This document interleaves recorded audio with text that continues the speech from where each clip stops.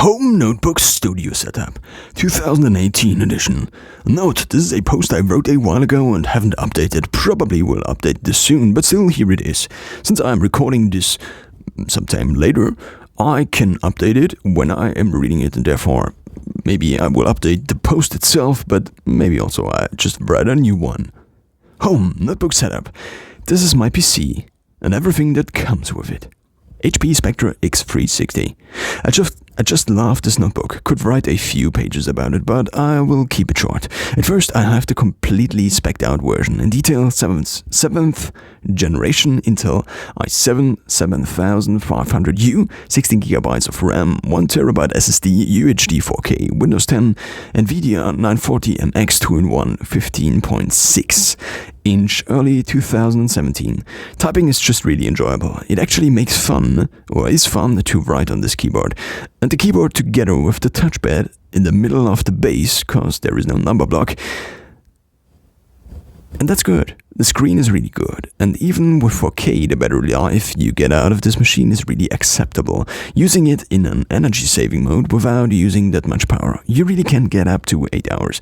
The pen, not the best in the world, but it's included, unlike every other manufacturer.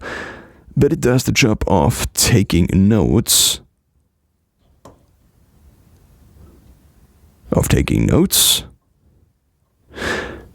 And the occasional drawing. 940MX, not the best card in the world, of course. It's almost certainly not a 1080 Ti, but in early 2017 there wasn't a 1050 for 2-in-1s, and you can edit with it. Lightroom works just fine. The ports are the best, cause I don't need a dongle for everything. You got SD, HDMI, headphone jack, USB 3.0, Type A, one USB 3.0, or is it 3.1, I don't know, Type C, and Thunderbolt, 4 lanes Type C. So you can upgrade anytime with an external GPU. Call it future-proof. Price too high, but in comparison to MacBook, up to $5,000, or Surface Book, up to $3,500, it's definitely a deal. Roundup, definitely worth it. And all the specs, HP 2017 HP Spectre X360 15T, 7th generation Intel i7 7500U, 16GB of RAM, 1TB SSD, UHD 4K, Windows 10, NVIDIA 940MX 2-in-1 15.6-inch tablet convertible. Update, I did get the 2018 version in between. I got this one repaired because the old 2017 version had screen displaying issues, and they repaired it twice. Then I got the 2018 version because the repair didn't do anything to the 2017 version. The problem persisted. The 2018 version also had major problems. I got another one of these. 2018, and it also had it had the issues were just so big that I couldn't I just couldn't accept it buying it. It would have been just dumb to buy it. And then finally I could basically return my old 2017 version and get the 2019 version of the HP Spectre, also 15-inch, with 2TB, basically exchanging them because I still had the old notebook, which they weren't able to repair it, and therefore I could basically exchange it. Of course, not really bad in terms of value. USB Type-C extension cable. Cable creation USB Type-C cable, 3 amps. Cable creation super speed, 10 gigabytes per second, 3.3 feet USB 3.1 Type-C male to female extension cable for Nintendo Switch.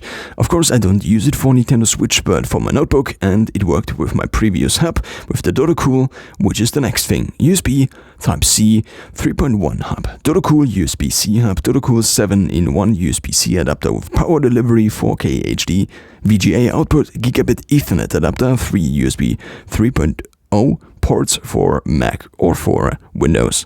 Doesn't matter. I had one of these, it didn't work anymore, and then I replaced it with another one, and then I got a completely other hub, which also doesn't work right now, and also doesn't work with the extension cable I just mentioned. It only works when you plug it in directly, which kind of is not the best thing ever, because then you have to hop next to your notebook, and one cable for everything solution with Type-C is a little bit, it just is not as good. Okay, then Anker 4-port USB 3.0 ultra slim data hub with 3.3 feet, 3.0 extension cable for Mac, PC, USB flash drives and other devices. I still have that. This is quite a good hub. At first you already get an extension cable included, which you will need most of the time anyway, because usually the cables of the external hard drives are quite short. Western Digital WD 4TB Elements Portable External Hard Drive USB 3.0, and then there's a number, which I won't read. My main hard drive, where I keep most of the stuff which doesn't fit on my SSD, on my notebook. I have shockproof cases for all my drives, which is cheaper than buying rack drives. Good writing speeds, USB 3.0, and you usually get a backup program from WD. I don't have these drives anymore, but I will add that later after these drives.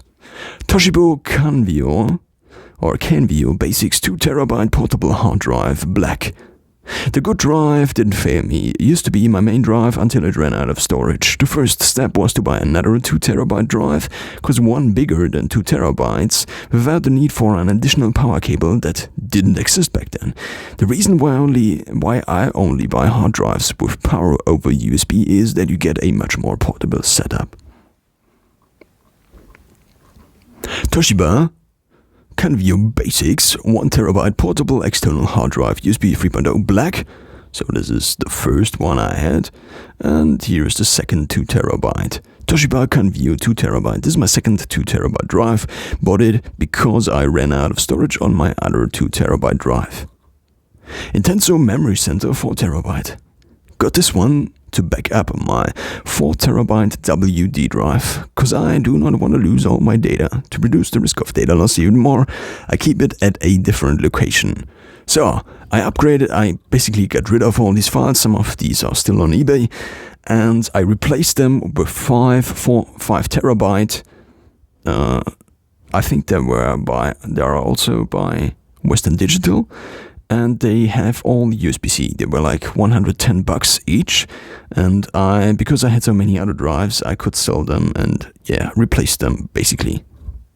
And now I USB-C'd everything, and I don't have the other USB port on the drive port basically. SanDisk Ultra 64GB dual drive USB-C Type-C. Dual USB flash drives that can plug into USB Type-C, as well as Type-A, are the way to go until every computer on Earth has changed to USB Type-C. And that will take a while, at least 15 years. It's nice when you can USB-C everything, as MKBHD puts it, but having only USB Type-C means that you are always responsible for having a Type-A converter at hand, because most of normal people just don't even know what a USB Type-C is, apart from enthusiasts like us. The solution? Only using and buying these dual drives only. That makes sure you always can plug into your USB-C PC, but also into the USB-A's of the rest of the world. All the specs: SanDisk Ultra 64GB dual drive USB Type-C, STDD-C2, and then there's a number which I don't read. That's it. I still have this SanDisk drive, and basically I found myself not using flash drives anymore at all. Don't know, maybe it's because of the pandemic?